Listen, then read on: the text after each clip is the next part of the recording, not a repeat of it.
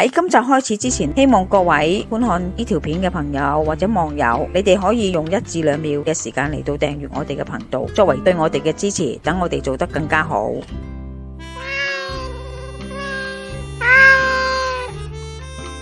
阿媽廚房各位見到啲玫瑰花，有冇諗起《美女與野獸》首歌《永恆的愛》？今日嚟同大家分享就係玫瑰花加石斛花嘅茶。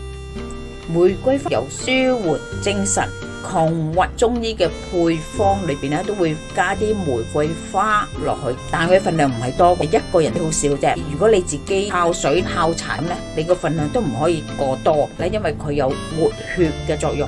大家都適量咁飲用就最好啦。好多人驚血糖高，唔敢落冰糖。你如果就咁煲，就係得香嘅甘嘅味道，爭咗甜嘅味道。咁我用玉竹本身咧有甜，佢嘅甜唔同冰糖或者蜜棗嘅潤肺養顏嘅作用，用呢個嚟配搭茶啦。玉竹咧太乾啦，一早就浸咗先。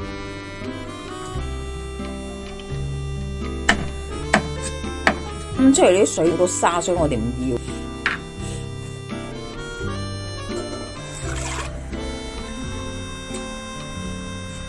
將啲肉竹頭放落去煲一陣，因為如果你唔煲佢一陣，佢係唔會出味。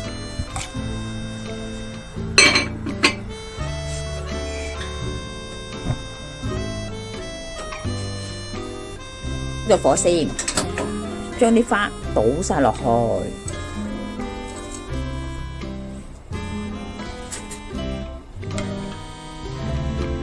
就用小火嚟煲一煲佢。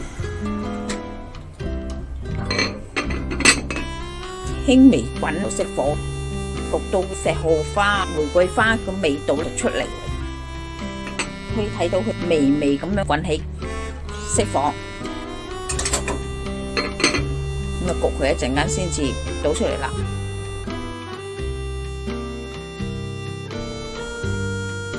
好香嘅花味啊！